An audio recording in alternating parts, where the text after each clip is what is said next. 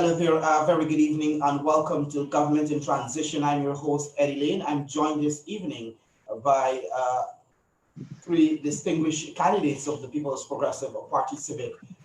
Hugh, Todd, Vishal, Ambekar, and of course, Vishalya, Sharma. Lady, gentlemen, good evening and welcome to the program. Good evening, Ed. Good evening, Ed. Good evening, Ed, and thank you. You're on the other side tonight. You're not the moderator tonight.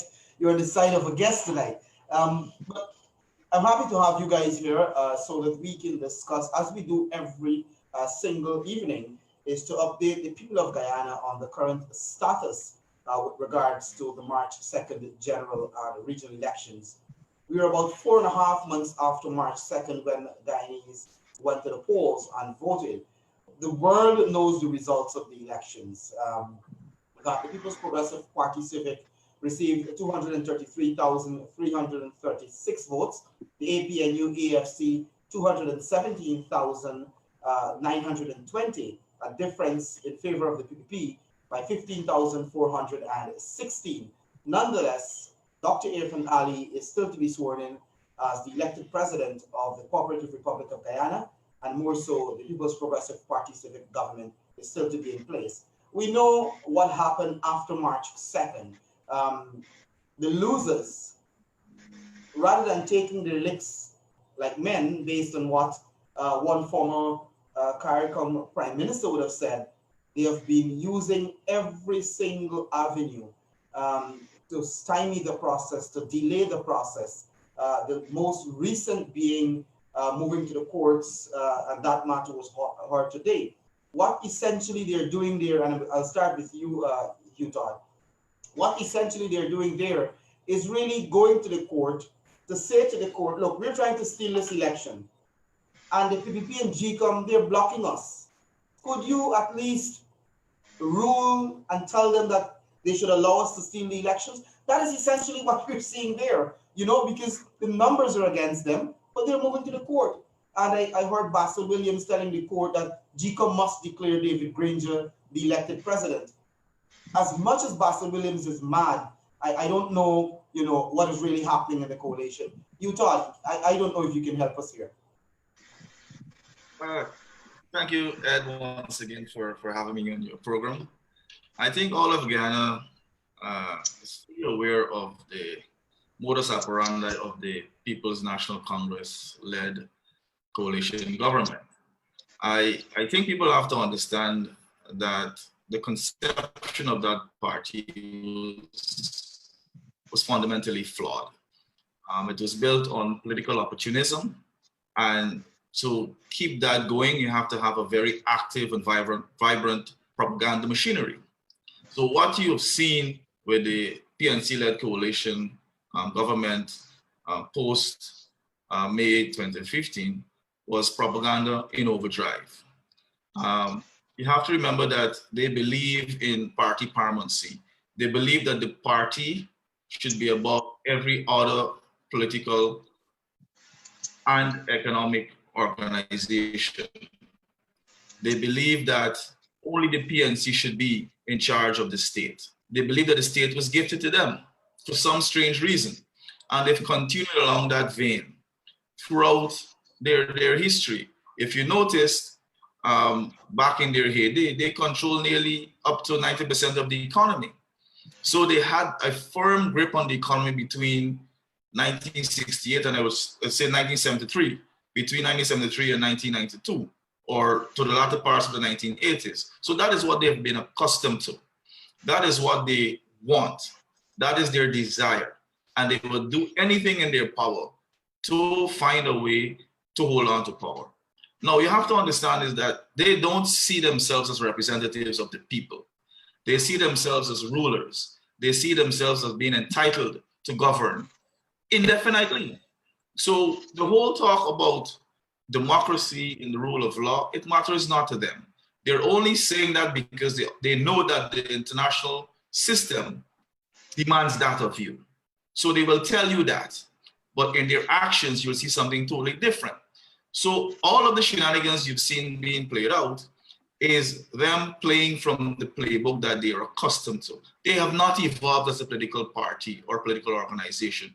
They've never integrated within the region and within the global environment. And that is why you're seeing that disconnect. What you're seeing here is a political party that assumed office as a leader of a coalition, and they dominated that coalition outfit. We knew all along that you will only get a Burnhamite regime if you vote for the APNU-AFC. And we've seen that from the time they got into office. The unilateral appointment of David Patterson to control GCOM. We've seen the sign-on bonus that they hit from the public. We've seen all of the excessive spending without any accountability. We've seen them corrupting institutions. We have seen the PNC-led coalition government making all of their plays to capture all of the institutions. So they knew very well that once they got into power, their aim was to hang on to it. And they went about trying to do that at great length. Unfortunately for them, Guyana has experienced 23 years of democracy under the Progressive Party Civic. We now understand how a government should operate within its confined borders and how open we are to the international system. We know the rules that we play by. We know that we exist in a global environment where politics is globalized, economics is globalized. We have signed on to agreements, to treaties, to international institutions where democracy is a key tenet of doing business. If your politics is not in order, then you would not have a seat at the table. And that is eventually what has happened to us as a people. Mind you, Ed and colleagues, what we're seeing playing out here is not what the people are endorsing. The people said on March 2nd that they wanted a new political party in government. They said that through the ballot. This administration does not know how to accept rejection because everything that they do is based on dictatorship. And dictators do not see people as individuals who they need to serve. You're just a number. So they can tax you, so they can violate your privileges, so that they can coerce you, they can manipulate you, and they can direct you and try to make you a subject instead of an individual with individual rights and privileges. So what they're trying to do right now is to deny the electorate of their will. So everything that you've seen unfolding is them still trying to hold on to power. And their propaganda machinery is in overdrive. So they're playing ping pong between GCOM and the courts because they believe that if they do that, they can stay behind the red line and the international community would have to sit and wait. But the international community does not have to sit and wait because you have to understand something, Ed and colleagues. We operate an international system and we are on the periphery of that international system. It means that we depend heavily on the international system through remittances, for aid, for foreign investment, for trade, right? And for security. So tell me, if you were sitting on the periphery in the world system, your main aim is to play by the rules. You are the least of any of the nation states in this world that want to violate the rules that you've signed on. So the whole rhetoric about sovereignty, about interference, hogwash. This is a case whereby we sit at the lower end of the international environment, depend on the international environment and our traditional partners for assistance, for help, and to help us grow and develop. And then we're turning around now and we're spewing all kinds of nonsense, saying that they need to get out of our business. No, they are in our business. We need them in our business. And the people of Guyana have stood up and they've said to the rest of the world and to Guyana that we deserve a new government. And I open by saying that. Thanks, you, Todd. Vishal, I want to bring you in here you're a relatively young man, and I guess you would have heard stories, and I think you touched a little bit on what the PNC of pre-1992 was. And I figure when you see what is happening now, it is reminding you of those stories that you would have heard. I mean, many of us would have said in the past that, just can rely on these stories for now. We don't know what the PNC was and whether these stories were really true. But you had a first-hand experience, you're having a first-hand experience. And first of all, thank you for having me on the program, and good evening to the rest of the panel and your viewers. You're right. What we have witnessed over the last 5 years, and especially over the last 2 years, where we have the will of people, the will of young people, old people, the will of all Guyanese being subverted from the time the no confidence motion has passed. We would have heard stories about dictatorship. We would have heard stories about Barnum, the days of Barnum in the 60s. We would have heard stories about joining lines to get food and these kind of things right in the district where I live here. During the 2020 campaign trail, I heard of a story of a woman by the name of Sumintra, who actually joined a line back in the 60s for food. And by the time she received a pound of flour, she was waiting for a pound of flour. By the time she got that pound of flour, she dropped dead, And we would have heard the stories and the difficulties that our people face. But never have I or could I have imagined that it would have happened in an era where I live, in a time where I live. And it's been perpetrated by dinosaurs, because these guys are from an era where we don't belong. Earlier today, I mentioned on another program that the voting population of Guyana, the voting population, over 50% of the voting population are young people, 45 years of age or younger. How can these 75-year-old pensioners plan a future for us? We want to decide what our future should be like. We want to be the persons who would mold and shape our future and take some control of our destiny. Ed, I was fortunate that I started working in the days of the People's Progressive Party. And I was fortunate to acquire a house lot. And when I compare to that accomplishment that I had at that very young age to what my father and grandfather would have accomplished in their days. My grandfather left this country, a 54-year-old man, left this country. And when he left this country, he did not yet own his own home. I was fortunate to own my own home in my 20s, something that my father and my grandfather could not accomplish. And it was all through the policies that was implemented by the People's Progressive Party civic government. And I know that a lot of people would say that whichever government is there, it doesn't matter because we still got to live.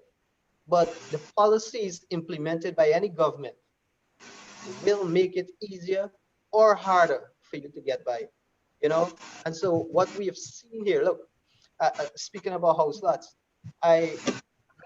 when I said this at one of the meetings that we had in the Tushinai flood district, one of the guys that attended the meeting, they said, listen, before 1992, there wasn't even a Ministry of Housing. So this is to show you the planning and implementation policies of this government that we have, how it is lacking. They don't care for young people. If you look within the government organizations, all of the top jobs, the administrative jobs, are secured by pensioners, people who have been brought out of retirement. And young people have just been left behind. And we are seeing more and more every day. We've seen more, it is being presented to us more realistically now that these guys are just lovers of themselves, caring only for themselves, looking out for their own interests, and have forgotten about people, you know? And that's where we are. Certainly, Vishal, and I'll probably say Vish and Vishalya so that I don't get the two names all mixed up this evening. But Vishalya, I want to bring you in here, and you're from the Berbice area as well. But I'm sure you've been tracking what has been happening in our country. If you to look from post March 2nd, 2020, where there were naked attempts, blatant attempts to steal an election. Yeah, good night, Eddy. Good night, everyone. And of course, good night to the viewers. Thanks for having me on board tonight. Definitely, Eddy, definitely along the region, everyone has been following closely what's going on. Importantly, because obviously it affects our lives at the end of the day. The people of Guyana have clearly voted on March the 2nd, clearly voted. The winner is absolutely clear. There is absolutely, the international community is saying this, the CARICOM community has said this clearly. There is basically, as you, Todd, and Vishal said, there's basically a group of people trying to hold on to power at absolutely any expense. But most importantly, what's happening is that this is happening at the expense of our people. If you go in the community, and I've been doing clinics, and even today I've done that. If you go to the community and you deal with people, you will understand that whatever they're doing for their selfish gain actually affecting our people, and our people are losing out at the end of the day, Eddy. We have the quality of life, be it its health. You, Todd, went detailed and said what could possibly happen. Health could also be affected along that line. And basically, if this continues along the line, this would not be the quality of life that we as Guyanese deserve. We have voted clearly, and basically what they have done over the past 4.5 months is trampled blatantly on our democracy. They have trampled on our rights as Guyanese. We, majority of the Guyanese, have said clearly that Dr. Irfan Ali, that should be declared as the president of Guyana and sworn in ultimately. However, like Vishal said, a group of people, for their own selfish means, holding on to power at absolutely any cost, without thinking for a moment. I don't know how, because I know we were taught in med school to do our work in such a way that when we sleep, we can actually sleep with a clear conscience. I absolutely have no idea how that is done, because ultimately what they do affect the lives of our people, especially at this point when our country is suffering from a pandemic, not just Guyana, globally, which everybody knows. I go into work in the morning, which everybody does. They will know that the amount of places that close in, the amount of people that are out of a job, these people have family to feed. They have kids to go to school, health care to look after. These basic rights are basically being trampled upon. We're not being able, it's absolutely no regard for us. The people have clearly spoken, Ed, clearly spoken on March the 2nd. Thanks. Vishalya, you said just now that, the world would have spoken, and you asked the question, how are these guys sleeping at nights? Absolutely, Eddy, absolutely. I'm not too sure if they're having a difficulty. I'm going to be honest with you, and I'm seeing you smiling there.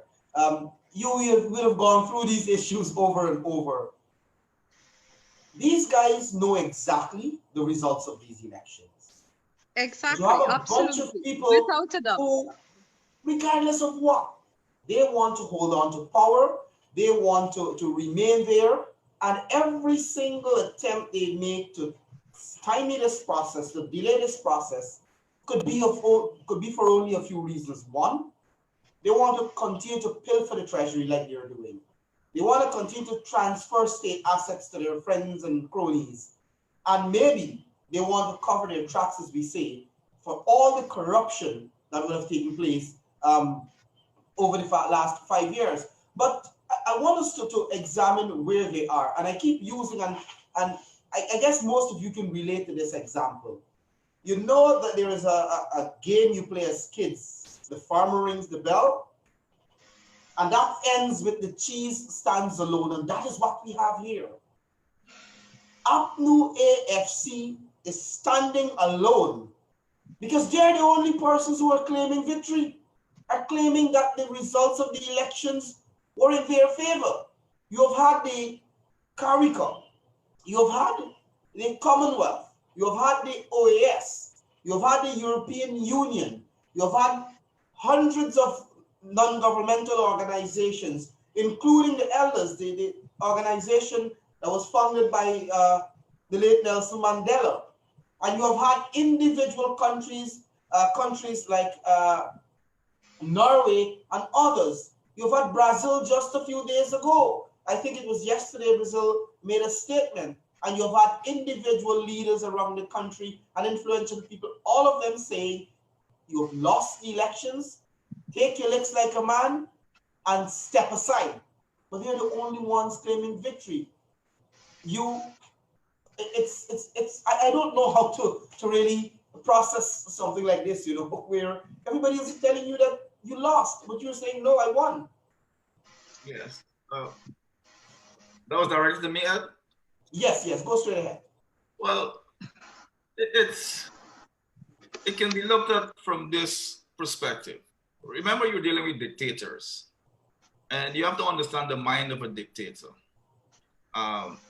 He or she believes in what is good for them. And in political theory, we always say politicians are rational.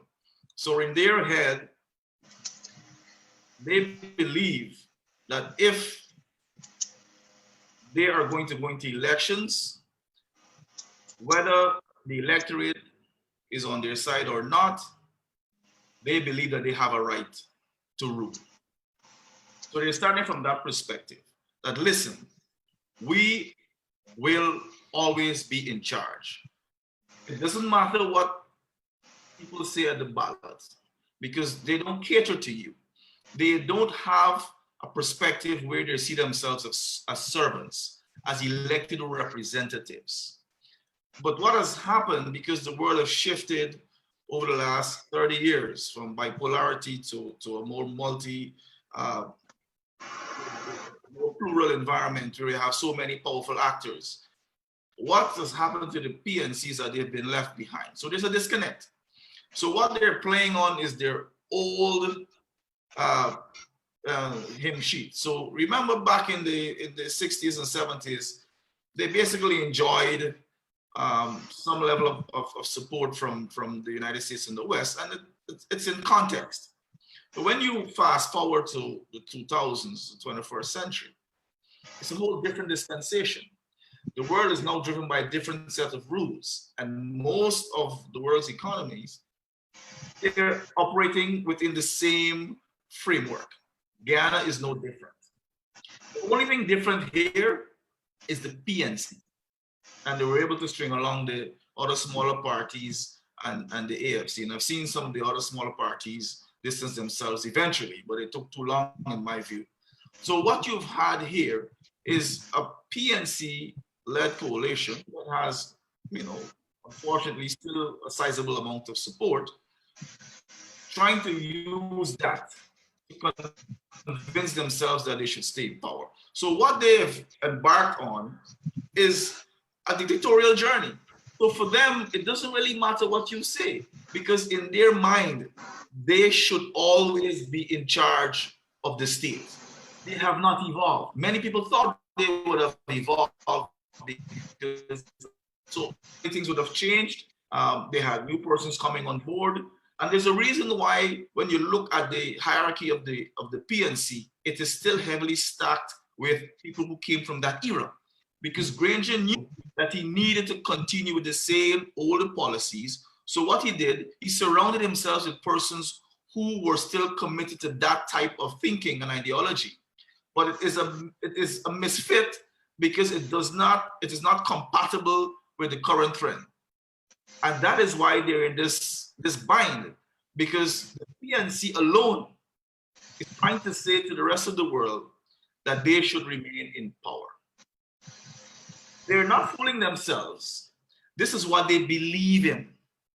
They know the rest of the world is saying, listen, you need to come in line with what is normal for Guyana and for the hemisphere and for the global environment. Granger and his cabal understand because they've never practiced being a servant. They've always seen themselves as rulers, right? And people who should be always in charge. And it's difficult, you know. Think about it, Ed, colleagues. If you don't see yourself as an elected representative, as a servant of the people, how can you accept the wishes of those people? It's not going to happen. So what you've seen following March 2nd is the PNC saying to the people, how dare you? I am going to show you that I am going to force myself upon you. We don't accept rejection because we should always be in charge. Unfortunately for them, they don't have the wherewithal. So for them, it doesn't matter what they try. It doesn't matter what they do. They're not going to succeed because the forces here in Guyana, democratic forces here in Guyana, the democratic forces that we have within the Caribbean and the wider region and the wider world would be easily able to push back against the forces coming out of Congress Place. So if you look at Congress Place and you situate Congress Place in Guyana, they can't compete. Then you situate them in the hemisphere. Think about it. Then you situate Congress Place in the rest of the world. Not feasible. They're not going to change. But the forces of the democratic forces will overwhelm them and it will get to a point where they have to vacate. There's no ifs and buts about that. Many people sometimes get a bit worried and concerned because they're saying, these guys seem so confident. Oh, they're not going anywhere. They're going to hang on to power. And I always say to them, it's a process. Be patient. It is a process. And we've seen already a move by the United States in that direction. And I don't know if you're going to get to that, particularly in the segment, so I don't want to get into too much. I'll give my other colleagues a chance to add in, but I'll stop there for now. Certainly you, and what you did just now in your final few words is to really take us to the next issue I want us to address, and that is already, no matter how much they try to use the legal system, no matter how much they try to use to spew propaganda and misinformation, the fact of the matter is the recount process was very transparent. It was also broadcast via, in the first instance with regards to the counting of the ballots, there was an audio feed that could have been heard globally. And in terms of the tabulation of the recount numbers, it was done with a video feed. So the world saw what happened. The world already know that these guys were going there and just pulling serial numbers out of anywhere and make objections without any evidence. And I think the world has begun to react. And we have seen the United States already taking the necessary actions, the first stage rather of actions with regards to personal sanctions, where you had the visas of the riggers and their immediate family being revoked in the first instance. Vishal, I want to bring you here. Sanction is an extremely serious thing. Yes, Ed, sanctions is very serious. But first of all, we need to know why sanctions. Basically, sanctions are imposed on individuals of a particular country or group of individuals of a particular country, so that the rest of the civilized world will get them to act in a civilized way, in responding and respecting the rule of law and constitution of their very own country. You know, the People's Progressive Party knows the effects that sanctions will have on the ordinary man. And so we have asked and we support that sanctions be placed on individuals or the group of individuals who are bent to subvert the will of the people. You know, these people are so determined, Ed, that they are calling evil good and good evil. And they're trying to let the entire world believe that. The People's Progressive Party has never made any representation, and we've said it openly, that we don't want sanctions on our people because this administration has already dished out and served our people undue hardships. And during this COVID pandemic, they are faced with additional hardship to couple with the plague that we have in representation of APNU. These guys are not more than parasites, you know. We young people, we are being shamed in front of the entire world. These guys are in their 70s. We have years more ahead of us, and I'm pretty sure that any pregnant woman looking at this program now, dare not name their child Mingo, you know, or Low Winfield. These guys, I don't know, man. Listen, we look at, if you follow the case during the course of today, you would hear Basil making representation that Low Winfield is the only man that can produce numbers, and whatever he produces or presents to the commission, they have to accept. Well, it means, therefore, it was a waste of time for me and the thousands of Guyanese who woke up 6 o'clock that morning, joined the lines, went into the polling place, marked our X, stained our fingers, went home, and were waiting for the results. What was the point of all that? You might as well just call the Winfield into a room and say, okay, who do you want to win the elections? Who you think should form the next government? And have him declare that. You know, so we are being shamed. You know, it is time for this government to stop refusing the people, the will of the people, and return the power that was lent to them by us. And we have chosen Dr. Irfan Ali to lead us and to lead this country for the next 5 years. And, you know, we can only get better from here. I know that the future is going to be in good hands with a PPP government and Dr. Irfan Ali as president. You know, it is amazing sometimes when you hear some of the insanity that these guys preach and try to present to any rational thinking person. You know, it just goes to show their mindset and how they view the people, which, like you said earlier, they see themselves as rulers. And so whatever they preach to people, people should take it as gospel too. Ed? Thank you very much, Vish. Vishalya, I bring you in here.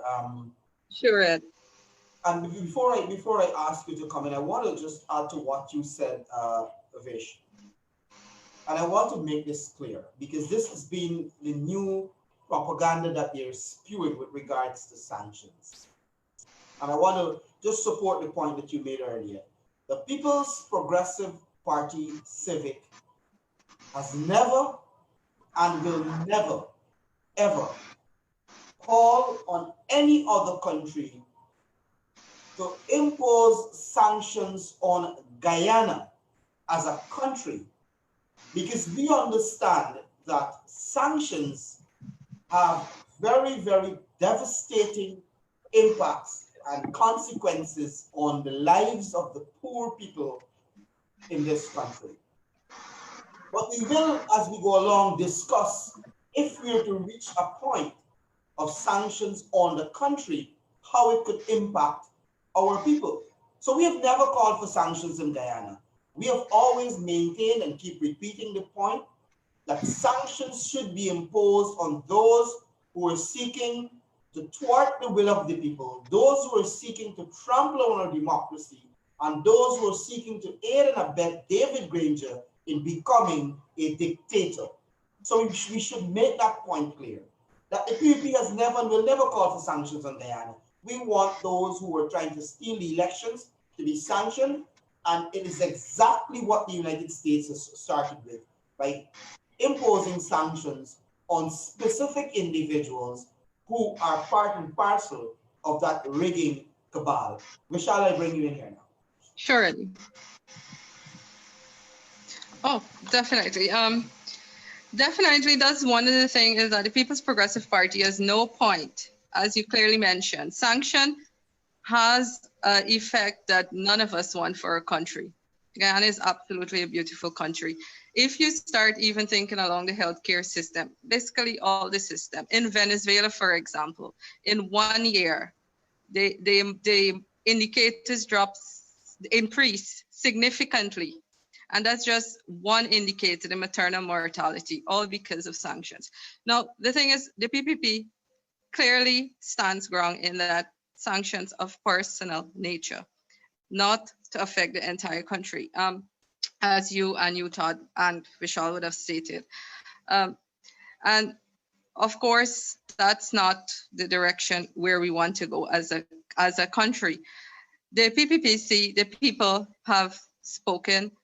The results are clear. And as Vishal clearly stated, Guyana has a beautiful future ahead. The people has clearly chosen the PPPC to lead us for the next 5 years. And it's absolutely clear. It's very, very clear. Everybody is seeing that, except the few people in the APNU, a few people in the APNU. And definitely, you did mention in terms of the international community applying pressure. Yeah, definitely that has been ongoing with the sanctions that started earlier this week. And also, this week, CARICOM would also be meeting, as well as OAS, both along that direction in terms of making a decision or discussing our situation further. As young people in Guyana, that's not how we want to be viewed, as Vishal clearly stated. We don't want to be viewed as, when we say the word Guyana, we're looked at as a country that have all these problems going on. Whereas we have so much resources, and we can do definitely a lot better as a country. We can definitely move forward. Definitely move forward. Over to you. Next question. You're muted. Yes, thank you so much, Vishalya. But, what we've seen with regards to what the United States would have done, imposing those visa restrictions, and I understand, I've seen reports initially and now an official statement from the government of the UK saying that they have started the process of imposing sanctions on those who are trying to subvert the will of the people. Canada has made it clear that they will utilize every single tool at their disposal to ensure that those who are attempting to steal the elections, those who are trampling on democracy, that they are dealt with, and that there are consequences for their actions. But when one talks about sanction, what we see here is just the beginning, Hugh. It is just the first step. This can get very, very serious, and that is why I alluded earlier that we're going to come and talk about when it reached to the point where it can affect our people. And this is where all of this can end now. We know that it can end now. All that it takes is for the chief or the chief intellectual author of all of this, David Granger, to do the right thing and concede, and all of this can go away. But he seemed hell-bent on holding on to power.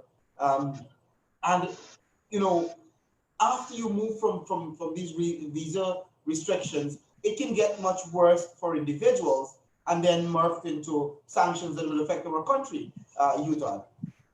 Yes, thanks, Ed. I want to begin by saying that David Granger I think he has come to the conclusion where he's going to focus on being a hero for the PNC. And I think he's trying to build on the legacy of Forbes Burnham, where the party believes that you don't ever give up power. And you have to realize he never gave credit to Desmond Hoyt publicly.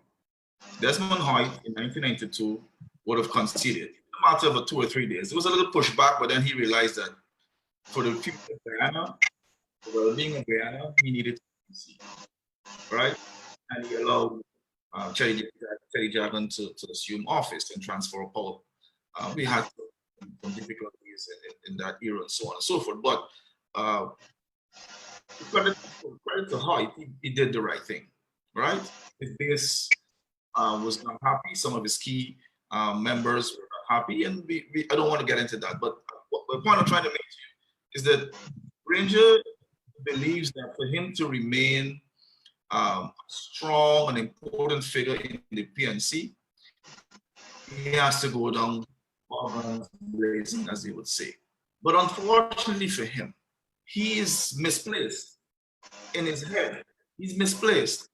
He doesn't understand that the party will also denounce him when this is all over with. Because when the dust has settled, they would have realized that he misled them. Because he is telling his base that he is going to do good by them and he's going to keep power for them. It's not going to happen. And that is why the West repeatedly reached out to Granger and his administration by saying, listen, we're watching, we're observing, and we believe that you would need to do the right thing. The ambassador, Sarah Ann Lynch, said it aptly. She said she witnessed it. He was on the ground.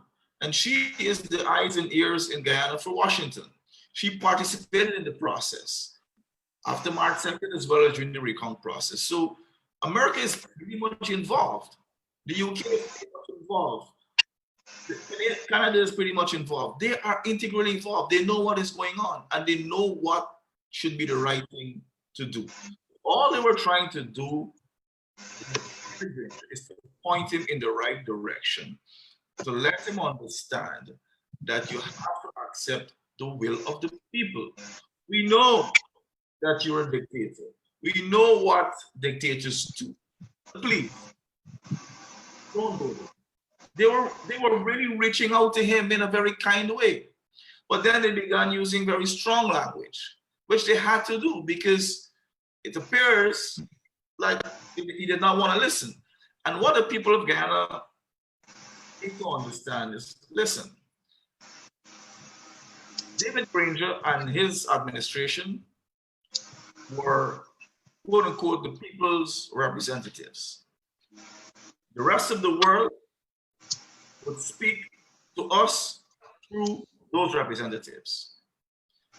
So for them to continue to have a relationship with Guyana and the people of Guyana, they will have to have the representatives that the people would have elected. And that is no other than Dr. Irfan Ali and his list. Those are the representatives that people would have chosen. So they are saying to Guyana, we don't have a problem with the citizens of the country. The citizens have done their job already. They went to the ballot, they casted their votes, they waited patiently for the recount. It revealed similarly what happened March 2nd. So they're saying to Guyana, listen, we will now have to deal with your so-called representatives because they are not accepting your wish. And they are standing in the way of the other representatives that were elected. So we will have to teach them a lesson. So the first round of sanctions were imminent because they recognized, that is the United States and our allies, recognized that, listen, these guys are a little too stubborn for us. And for them to show the people of Guyana that indeed we don't accept what they are doing because it's not consistent with democratic norms, we will have to punish them. So the personal visa sanctions is just the first round. It can go deeper. I would imagine that the United States, understanding our political and economic realities, would not want to move to country sanctions. And I don't think we'll have to go there because of our size and scale. We're already small, inherently vulnerable. So I don't think they have to do much. I think at the personal level, once they go a bit deeper and they peel away the layers, they will roll over. And you have to understand, the president has not addressed the nation as yet. These are sanctions against him and his cabal. You're supposed to come to the people and say, listen, yes, indeed, we were sanctioned, and you tell us how we're going to retaliate. That is what nation states do. If you think you have all this power and all this might, and you have all this grandstanding in the international environment, let Congress please tell the people of Guyana and the rest of the world how they will retaliate. Tell us what you will tell Trump. But you, tell us what you'll do. I'll interrupt you. If Granger is to come and address the nation, I will tell you what Granger will say. Tell me. I have not violated the Constitution. I have followed, yeah. My government has not interfered in GCOM. GCOM is an independent body. I respect the Constitution. We will respect any declaration by the chairman of GCOM. You have not violated the Constitution. You will repeat the same thing again. That is what he will come and tell you. Yeah, he's going to do that. But you have to understand that I think the rest of the world and Guyana would have had enough of that. So I am not too sure how he's going to put together his missive, because he has to report to the people of Guyana. That is his duty as the sitting president. Even though he's in a caretaker mode, he has to respond to the people of Guyana and to the United States by letting us understand what is going on. Maybe we know what's going on. We know that what the United States has done is justified. And we know that they're speaking directly to them because they're standing in the way of us, the people, right? So he may come and say that, or he may say to the people of Guyana, listen, GCOM, I'll accept the declaration of GCOM. So let's see what's going to happen next. Let's see what's the next step, because I know they'll be thinking now, if they make another move, stop the declaration using the national recount figures, they would now be anticipating that the United States would make another move, followed by the United Kingdom and Canada. So let's see if they have the wherewithal to stand up now and confront our traditional partners who have been very good to us, who've been very kind to us, who've helped us to develop over the last 23 years when we were in office. So let's see what they're going to do.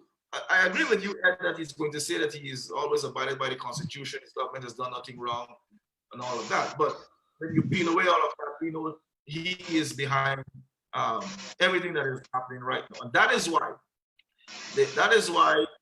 Mike Pompeo said it very explicitly that he should step aside.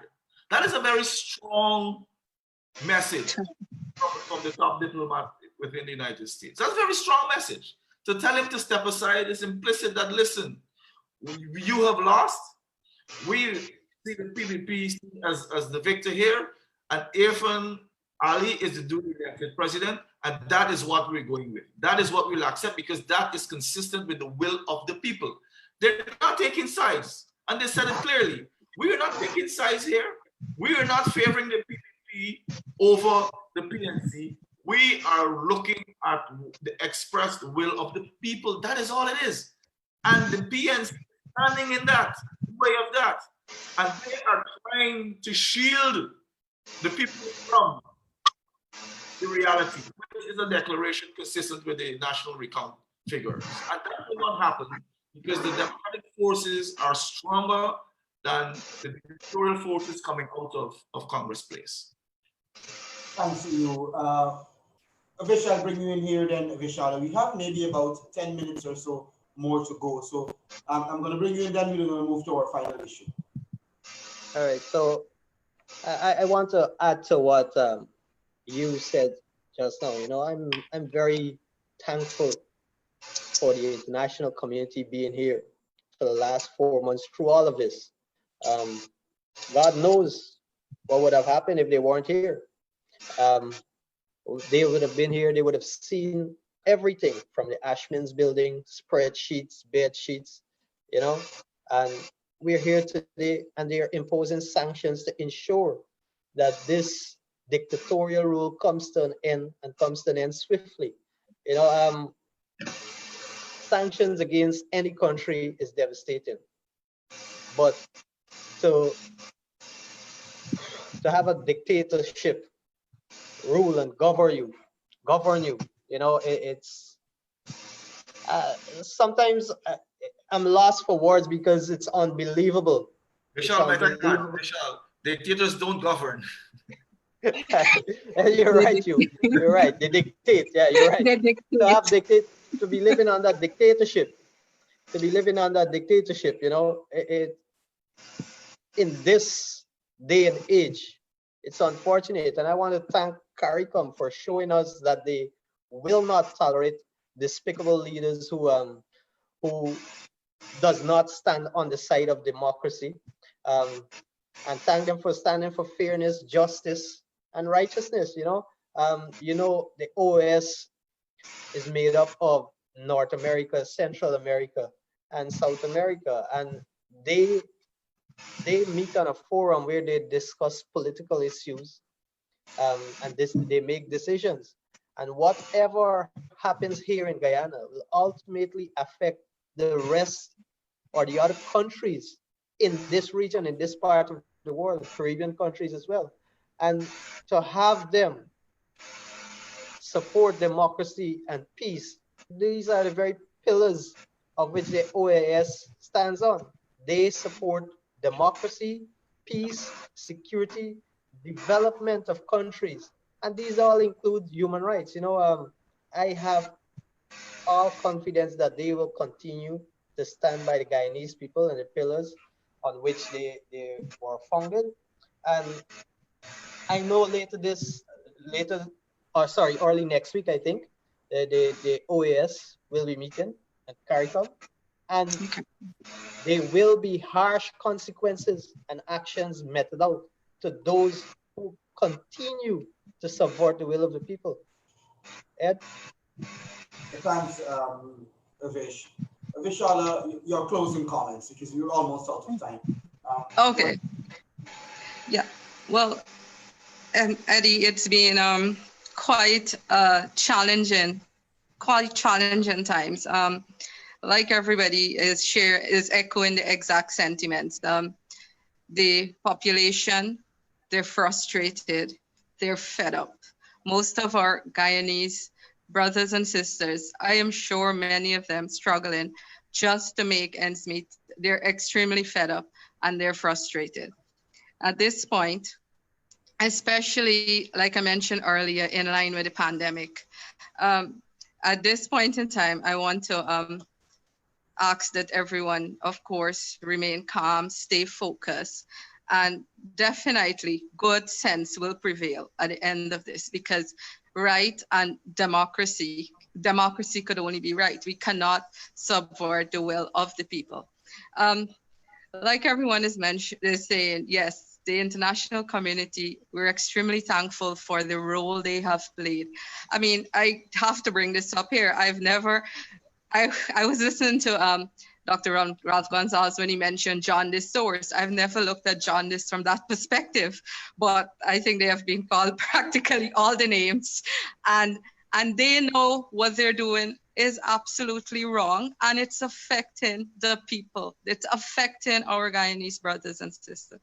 So Eddy, viewers, you, Todd, Vishal, I am really hoping good sense prevail at the end of all of this.